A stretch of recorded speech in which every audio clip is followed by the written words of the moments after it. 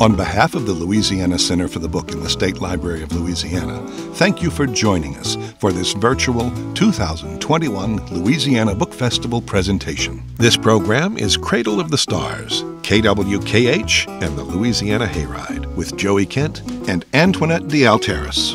A talented filmmaker and prolific writer, Joey Kent has earned many screenwriting awards, including Best Screenplay from the Los Angeles Cinema Festival of Hollywood. He writes about local history for Inside New Orleans magazine. His fascination with the Louisiana Hayride began as a legacy from his father and has grown exponentially as he has delved into its colorful history. Having attended Lynchburg College as a Hopwood Scholar, Anotoinette de Alteriis returned to school after Hurricane Katrina, focusing on organizational behavior management and the culture of change. She indulges her creative side by serving as co-captain for the crew of Jeanne d'Arc, teaching classes in costuming, publishing, and, as an adjunct professor at Tulane, medieval event management. She has been the promotion director at Pelican Publishing since 2011. Ladies and gentlemen, Joey Kent and Anotoinette de Alteriis.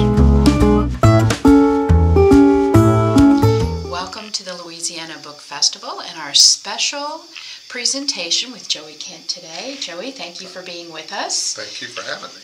We're here talking a little bit about the interview that we did almost a year ago now after your book came out, Cradle to the Stars.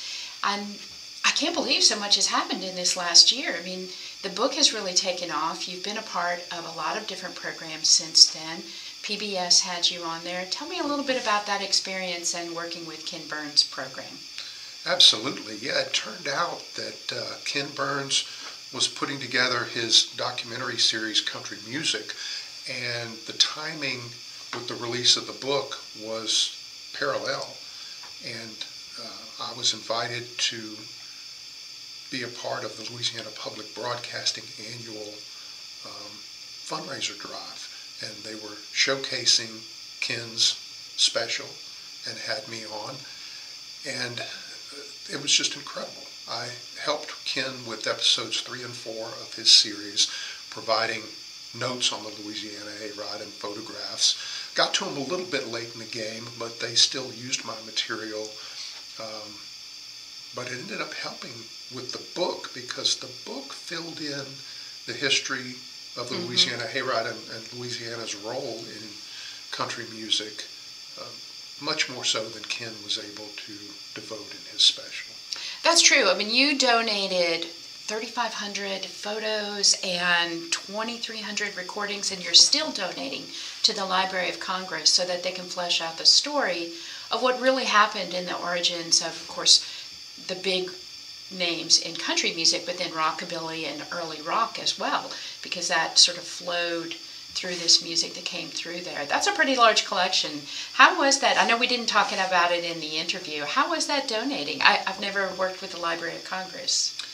I got in touch with them because I thought of them as a proper repository for this collection that I had amassed over 20-something years. And they were very interested in obtaining the originals. And you're talking about reel-to-reel recordings that have a certain shelf life. You're talking about giant 16-inch acetate records that could break very easily. And I wanted the originals to be with them, especially along with a digital archive for research purposes. So when it came time, I actually got on a train and went to Washington. I took a train from Marshall, Texas, which is the closest spot to Shreveport, up to Chicago, and from Chicago to D.C. And I've been on that train. That's a long train. Yeah, it's a very long journey, and it was in a suitcase right beside me because I couldn't imagine trusting the airlines with it, and I wasn't going to drive up there. So, yeah, and you talked a little bit about that in the interview, and it's such an interesting process, and now anyone can access those. They just put in the request to the Library of Congress, and they can access them with permission, correct? Absolutely, yeah. It's there for research purposes because what happened here in Louisiana was kind of a kept secret by the Times. I mean, if you sang on the Louisiana Hayride and performed there, it was a rivalry between Shreveport and the Hayride and the Grand Ole Opry in Nashville. The Opry told their stars, do not talk about coming from the Louisiana Hayride because that's endorsing a rival. Mm-hmm. So over time they got conditioned to just omitting that segment of their history, and it even prevails to this day. I interview people that were on the Hayride, and they're reticent because they were programmed that way. Right. So the history of Louisiana's contribution to country music, rockabilly, Cajun, all of these early American roots music sources just fell by the wayside. Mm-hmm. And Ken Burns' special is an example. He sourced from Nashville, and the story of the Hayride got largely untold, which helped my book. Right. Because you filled in the spaces. Right. You want to read what Ken didn't find? Here we go. Here's the magnifying glass right here for you. And the photos in the book just by themselves are fantastic. I know we're going to see some of those in the program that has been developed for today's Louisiana Book Festival. So that's really fun too. So tell me a little bit about some of the things that inspired other people from the Hayride. What have you seen coming out of this book and how it's impacted audiences?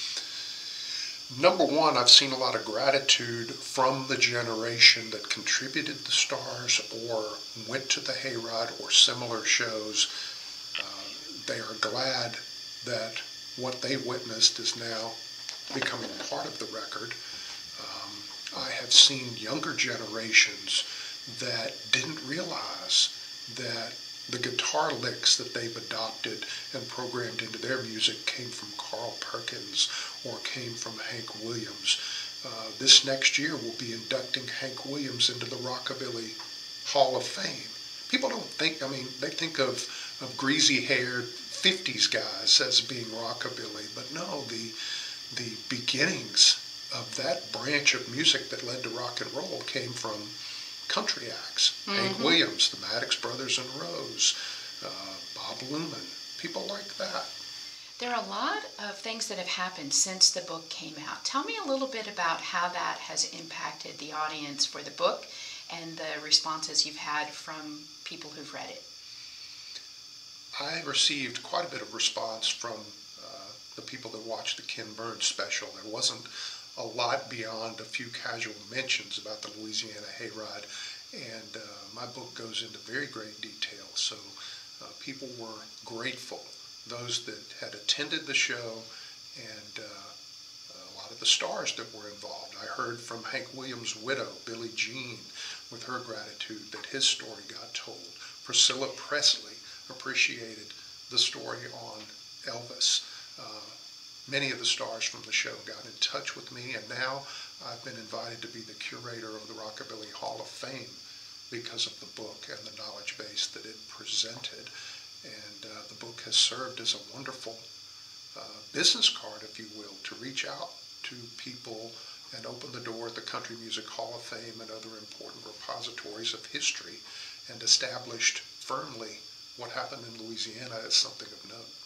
I think we are all really lucky that you decided that this was a passion. And we're looking forward today to have a lot of the photos from the book included with the original interview that Joey and I did when the book came out. Thank you for joining us, and please listen to the rest of the interview. And we look forward to seeing you again.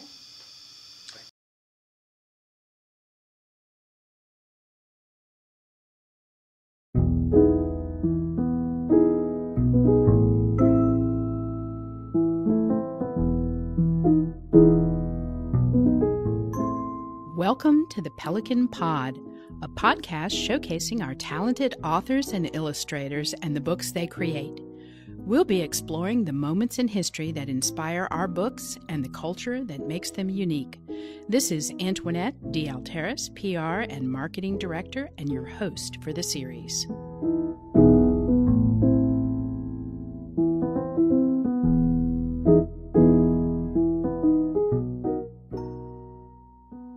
On this episode of the Pelican Pod, we welcome Joey Kent, author and Louisiana music archivist.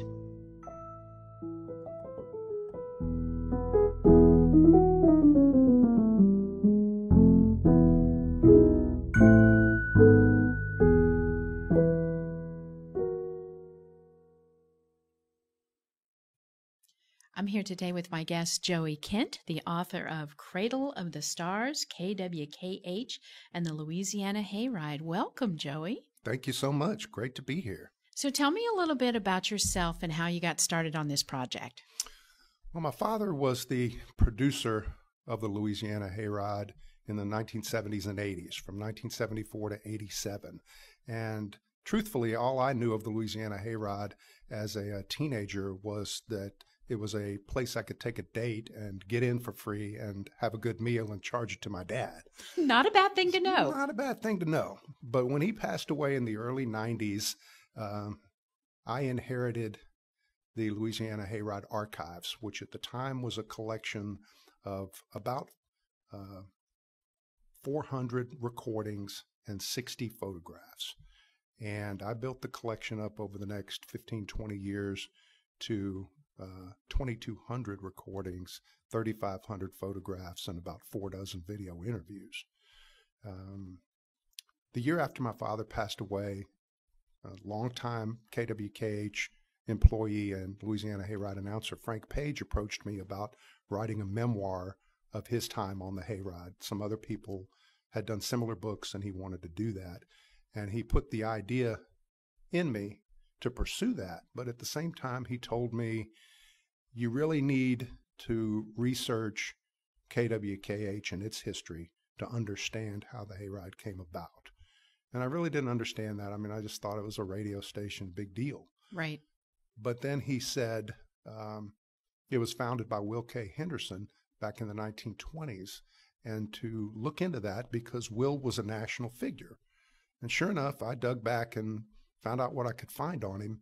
Will K. Henderson, the founder of KWKH, who lent his initials to the station, in the Depression era, he was the nation's first shock jock. Wow. They didn't regulate radio at all back then. It was still under the Radio Act of 1912 that was created after the Titanic sunk. And they found out that there were telegraph operators on nearby ships, but that they had gone to bed. So the Radio Act of 1912 required a 24-hour full-time telegraph operator on any ship. So this was the only legislation that Will Henderson was under in the late 1920s when he took to the airwaves. And he was cussing up a storm. He was Howard Stern in the 1920s. Yeah, I would say that left it pretty wide open. Oh, it did. And he was fighting for increased wattage for his station. The government would give licenses and 50,000 watts to the big stations of the North. But for the South, all of the stations in the South combined didn't equal one of the 50,000 power stations of the North. So he took to the airwaves every night and was lambasting the commissioners by name, and eventually got his wattage upped. Actually, they kind of did a swap with him. They said, look, if you'll tone down the language, we'll up your wattage. And he got it up to about, I think, 3,000 watts, but he wanted way more. So at night, when the commissioners were at home, he instructed his radio man just to crank up the wattage and jump the wavelength from where he was down at the low end of the band where the interference was. He jumped onto the Canadian bandwidth. And so the government started getting complaints from Canadian farmers that they couldn't get their crop reports because there was some old man on the air jawing about how he'd been wronged by the federal government. And that's just one of those stories where you're like, is this really true? And yet it is. I couldn't believe it. In my research, I found back in the day, in the early days of radio, they were trying to determine signal strength and how the radio signals behaved. So you could send in a listener response card, and they would send you a postage stamp with the initials of the station on there, and people collected them. Will Henderson got listener response cards from Hawaii. Wow. And when I saw that, I'm like, yeah, it's true. He was doing that. And in 1929, when the market crashed and he had gotten enough wattage, he decided to apply his same attack principles to chain stores. Mm-hmm. What we view today as big box retailers. Will Henderson was on the airwaves in 1929 warning that the mom and pop operations were going to go away and the tax base was going to go away, and everything we're dealing with today he was describing back then. and he ranted and raved. He attacked Clarence Saunders, owner of the A&P chain, and even published his home telephone number. And Saunders got mad at him and said he would fight Rat Henderson anytime, anywhere. So this was the kind of stuff that was going on. Henderson. And this was the station This was the that station became the Hayride show. Will Henderson fought and fought, but during the Depression, he had pumped all his money into the station, and he needed some of it out to save his ironworks operation, and that was viewed as commingling of funds, and he got in trouble with the government and had to sell the station. And the minute he sold it to a new owner, the government granted him 50,000 watts, and they became a powerhouse station. So 15 years later, the Louisiana Hayride show is started in April of 1948 and broadcast to 37 different United States, and then every third week it was broadcast overseas on Armed Forces Radio, a 30-minute segment, which was broadcast to, Japan, Ireland. I mean, it was responsible for things like the first Elvis impersonator ever was a Japanese guy in 1956. You wouldn't think that far back, but It's pretty amazing. We look at these records and we go, the impact of this is so far reaching just in the type of music that we have today. So some of these people, who were some of the names that you found out were on this show? Well, obviously the first graduate, if you will, of the Louisiana Hayride was Hank Williams. Hank came to the show 3 months into its run in August of 1948. And he was on the show about 6 months before he, quote, graduated to the Opry.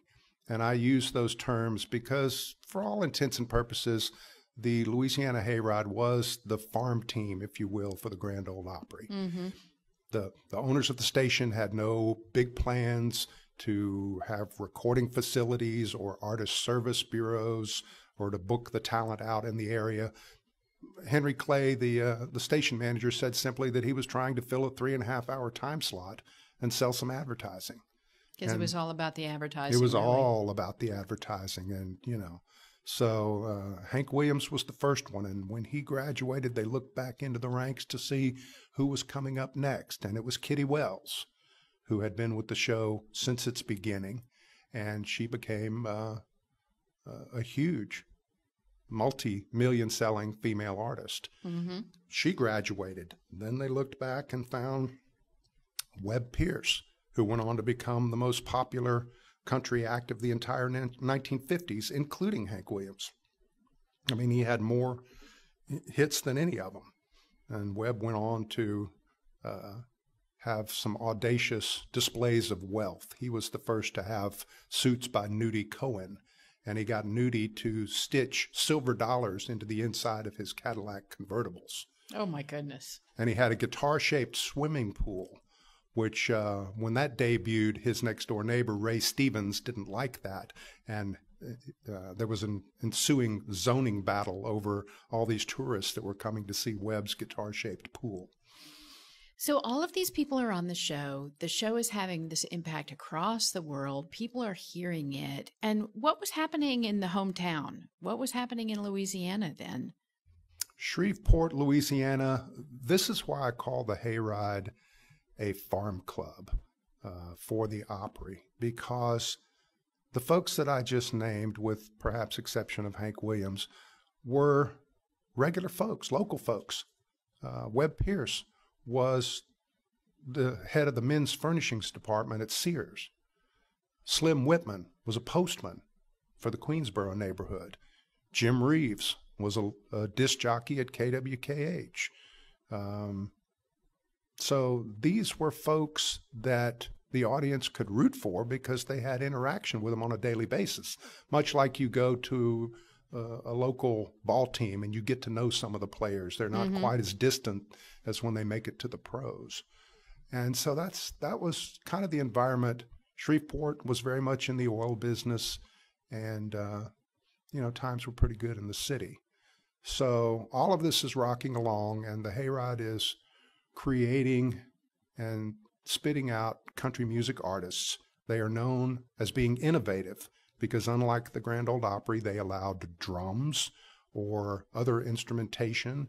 artists were there to find themselves and to hone their craft. And when you got to the Grand Ole Opry, you were made talent. You already had a name, and you were expected to know what you were doing. Right. And their goal was to sell the tickets as well. Oh, yeah. The Grand Ole Opry, well, we had an artist from the Louisiana Hayride, Tony Douglas, who in 1957 or 58 went to Nashville, and they offered him a spot on the Grand Ole Opry. And he said, great, it's going to be a tough drive up and back every weekend, but I'll do it. And they're like, no, Tony, you don't understand. You have to move up here because we're going to book you out all during the week. And this is a constant promotion, non-ending cycle. And Tony wasn't willing to do it. He lived in Athens, Texas, and did till the day he died. And, he had a produce stand, and he sang on the Louisiana Hayride on the weekends and got what he wanted out of his career. But Nashville, that was bright lights and big city. So it was a binge and purge cycle for the Louisiana Hayride. They would have this swelling up as each artist became wildly popular, and then this purge and a drop down, a lull before they decided who's the next one. And this went up through Jim Reeves in 1953, and then in 1954, October 16th, 1954, Sam Phillips, famous owner of Sun Records in Memphis, Tennessee, has a new artist out. And the artist has been on the Grand Ole Opry, didn't go over so well because he was singing a country tune and another tune that was who knows what. And the audience, really didn't receive him. And Jim Denny, the talent manager for the Grand Ole Opry, said, you know what, son, my advice, you need to stick with driving that delivery truck for the Crown Electric Company because you're not going to make it as a singer. Sam took that boy and said, well, I got one more place I can send you. Let me call up the folks at the Louisiana Hayride. And October 16th, 1954, Elvis Presley premiered on the Louisiana Hayride. He came into a show where, folks were typical country. They had their bib overalls on, and, you had the wash tubs and the whole bit. As hillbilly as you can get. And here comes Elvis in his pink suit, black shirt, and clip-on bow tie. Oh, my goodness. And, of course, his two-tone shoes. Right. And he is nervous. We've got the tape from that first night, and he comes out and is just they didn't have any stage monitors, so you really can't hear what the announcer 30 feet away is saying to you, and Elvis is straining to hear that. But he finally asks Frank Page, who introduced him, he said, you got anything else to say, sir? And Frank says, no, I'm ready. And Elvis just says, well, we're going to do a little song out on the Sun Records, and it goes something like this. And he launches into That's All Right, Mama. Well, you hear the engineer, Jack Jones, crank up the microphones that are dangling from the ceiling in the audience to try to pick up some kind of applause for this guy. You literally hear the volume go way up. And they pick up some applause, and he does okay. And then Frank interviews him very briefly after that song and says, they've been looking for something new and different in the folk music field, and I think you've got it. And Elvis says, well, I hope so. And he breaks into Blue Moon of Kentucky, which he had played at the Grand Ole Opry, and that was a Bill Monroe bluegrass tune. And Bill Monroe was at the Opry that night and said, what the heck is this? And he didn't like it. Oh, no. But Elvis did it, and the applause were better. They're like, okay, we kind of get this kid. This is song number 2, and the way the Hayride operated is you did your top 2 songs, whatever you had going or whatever you felt best about. If you had a record out, do those 2. If you were well received, you were invited to come back out later in the show, a couple hours later, and most times the artist reprised those songs unless they had other hits or other records that were out. And that's exactly what Elvis did. He came back out later and redid those songs, and this time was welcomed because the audience was like, hey, man, this guy's got some pep and he's got something different going on here.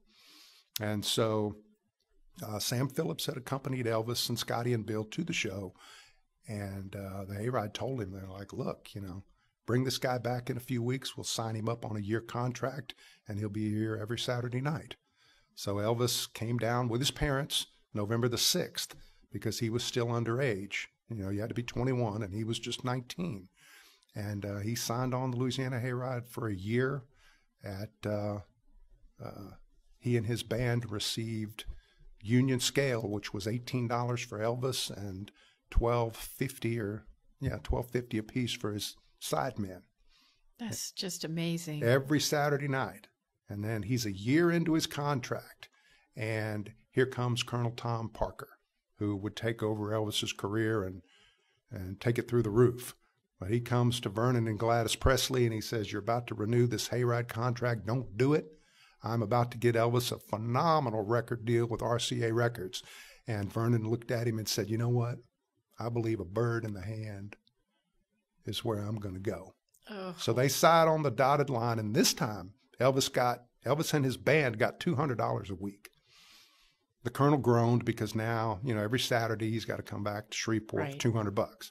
And very quickly, Elvis is in a movie. He's starting to go places. He can make easily $2,500 or more on a Saturday night. So they just started skipping Hayride shows. The fine was, nothing compared to what he was making. $300-400. Yeah. But you'd still net out. So Elvis wasn't there a great deal. And finally, 6 months into his contract, Colonel came to the Hayride and he's like, "Look, what can we do here? Can I take over this show, become the Artist Service Bureau, start recording these acts, booking these acts?" And, Henry Clay listened and said, "Well, what do you got in mind?" He said, "I'll put up $25,000. I'll build a recording studio. We'll just put this place on the map, just huge." And the more he talked, Henry was interested, but then Colonel Tom said, "Well, I get final say in who comes on the show."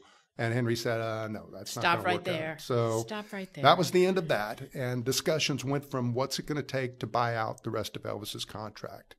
And the face value was probably $5,000. So Henry Clay said, "Well, $10,000. Colonel says, "Done." And Henry kind of sat back and was like, "Well, that was a little too quick." Right. And he said, "Well, I got one more stipulation. Elvis has to come back and do one final performance for the charity of his choice." And the Colonel was like, "Okay, what's up with that?" And Henry said, "Well, I'm on the building committee for the YMCA of the city of Shreveport. And so it'd be a good idea if the charity of Elvis's choice was the YMCA of Shreveport." Yes. And so December 15th, 1956, the largest venue in the city, 10,000-seat Hirsch Coliseum, or as it was known back then, the Hirsch Youth Building out at the fairgrounds, is booked. And Elvis comes back for his final Hayride show. But again, to show you what KWKH thought about their product, they made Elvis the third act of about 20. He's just, he comes out at 9 o'clock, does a 30-minute set, and then it's on with the rest of the show. Why on earth didn't you just give him his whole show? He comes back, and sure enough, he performs, and the final tally was a little over $15,000 in profit.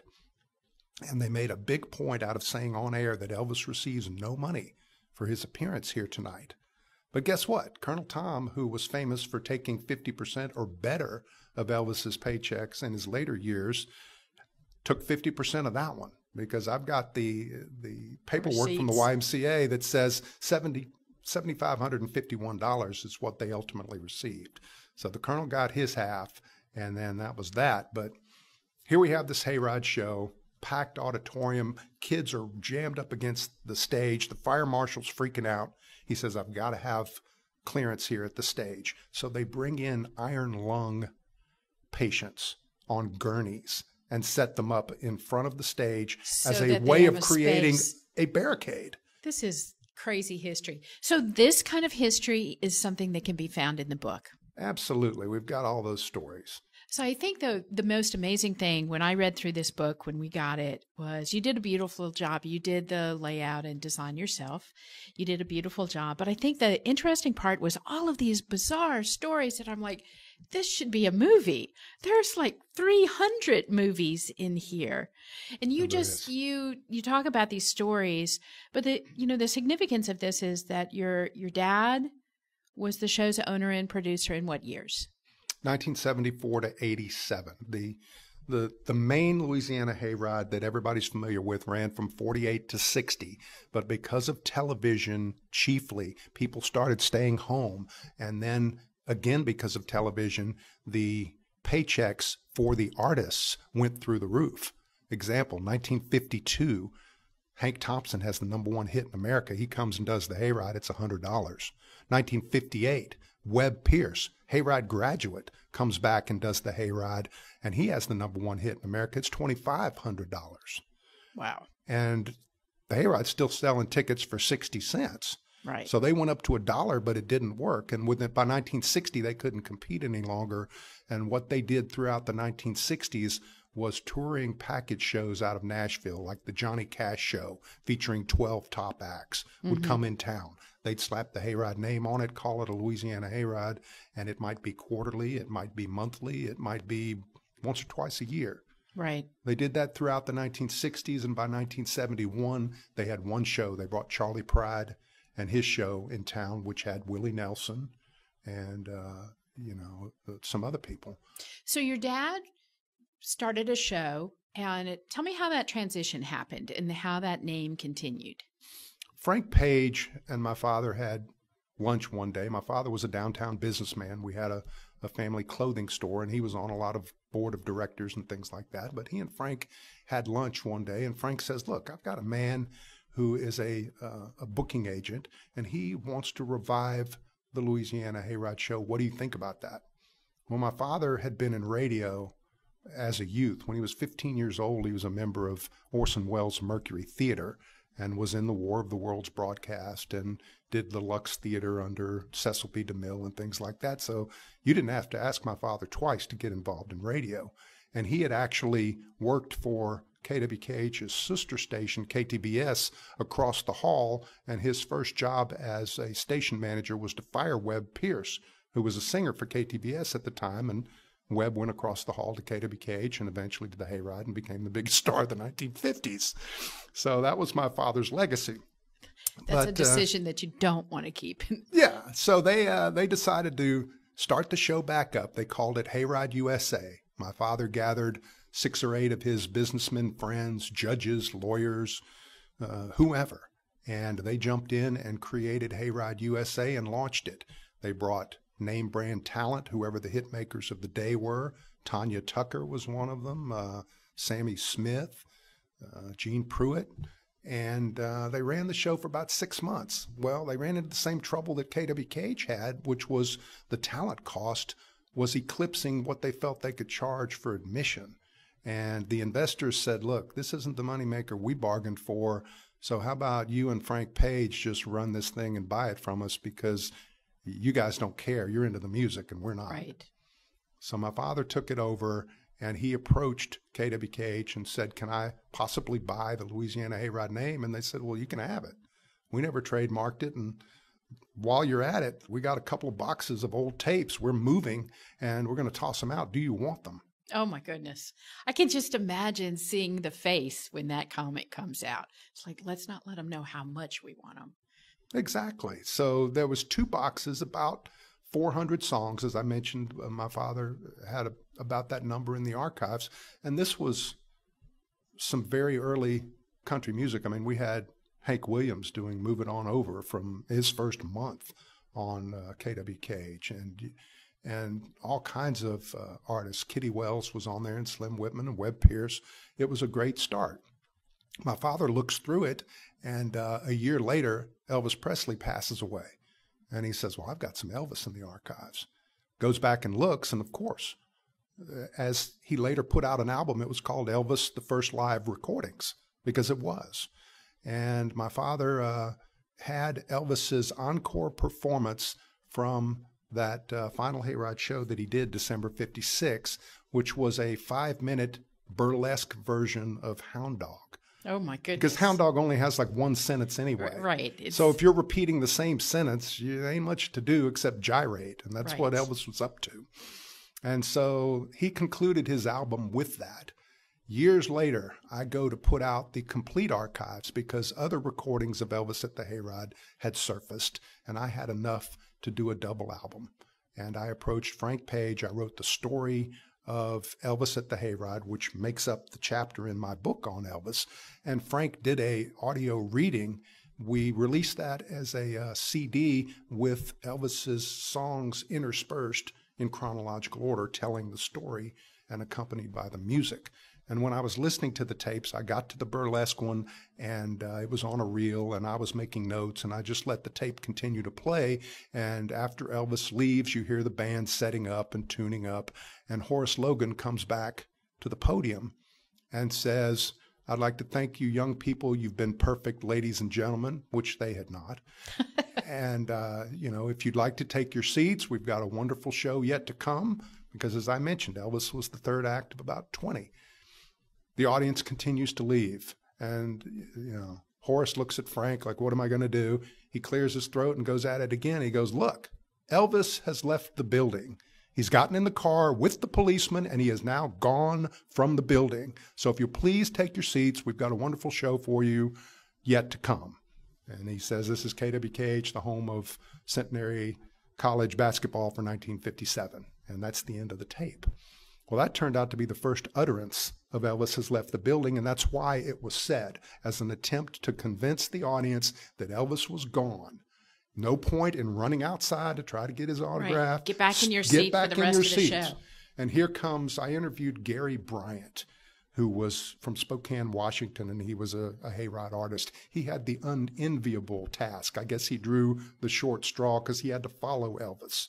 Oh. He goes out, and one of Gary's hits that he was getting some coverage on was his own cover version of Blue Suede Shoes, the Carl Perkins hit. Mm-hmm. So Gary rears back and gets into Blue Suede Shoes, and he's getting booed because he's not Elvis. He's not Elvis. Poor Gary. So, an interesting thing that came from that night was Elvis has left the building. Which everyone says now, ironically, for all kinds of things. Oh, it's just an iconic phrase. And of course, I was the one that went to go pick up those 2 boxes of tapes. And when I was there, low man on the totem pole, one of the DJs, was assigned to the task of cleaning up the storeroom, hence the reason they were about to throw out these annoying boxes.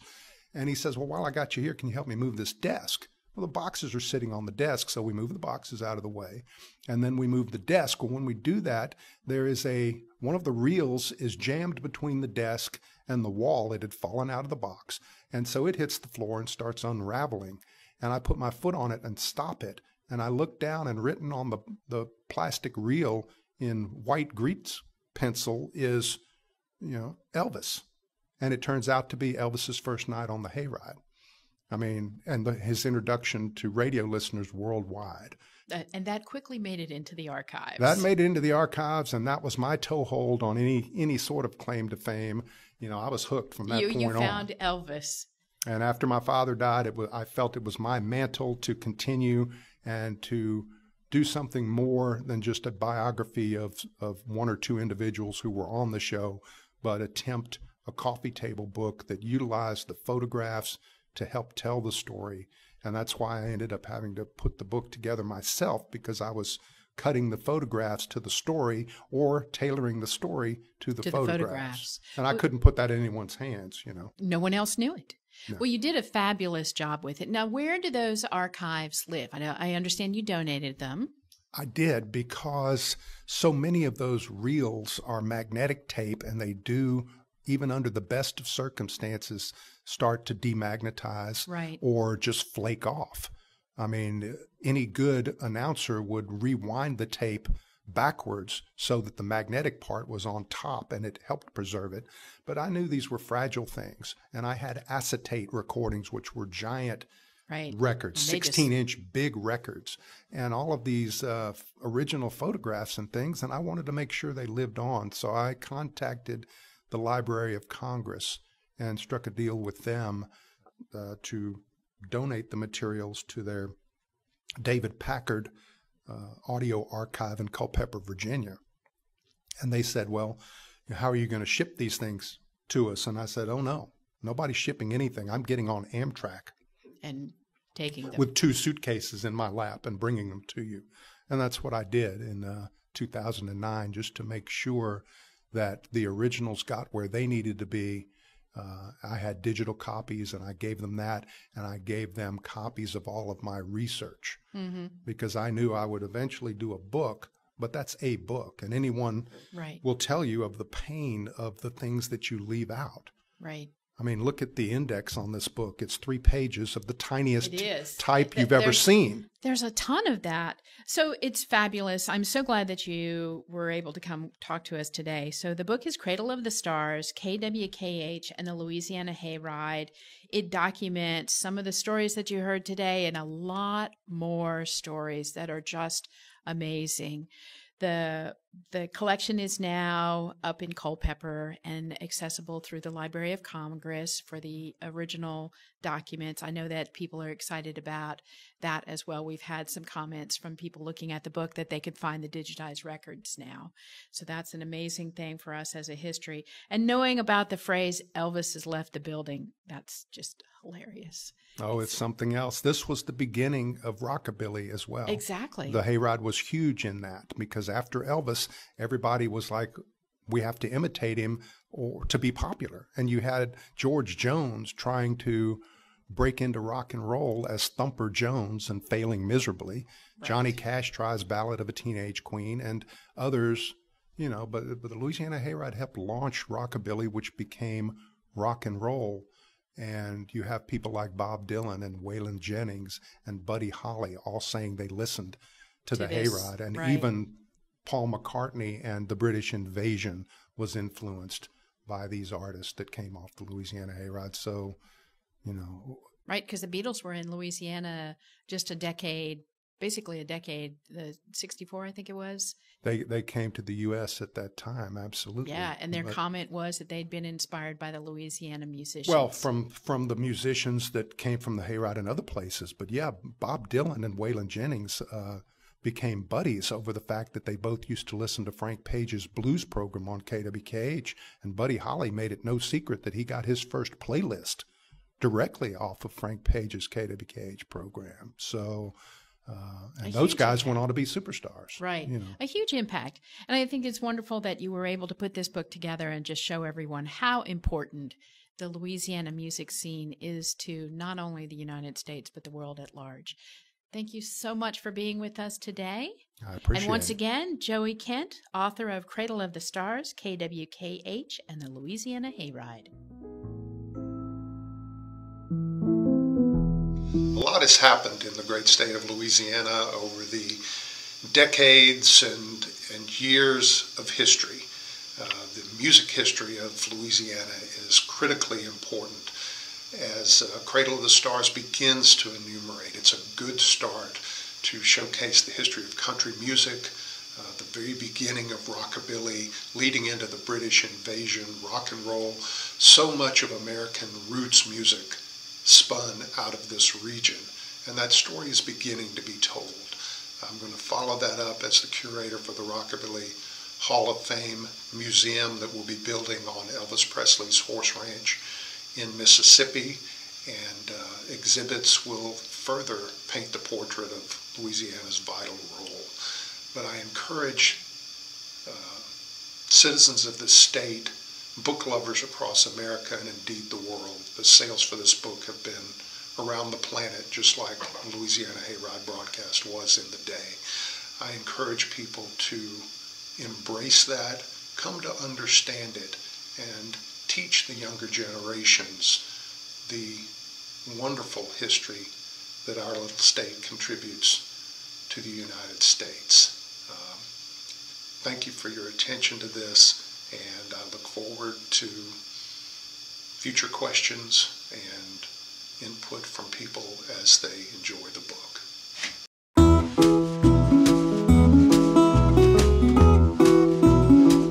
Thank you for watching this presentation of the virtual 2021 Louisiana Book Festival. Please visit our official bookseller, Cavalier House Books, and receive 20% off all featured festival titles through the end of the year. A special thank you to our festival sponsors. The Louisiana Book Festival will return on October 29th, 2022.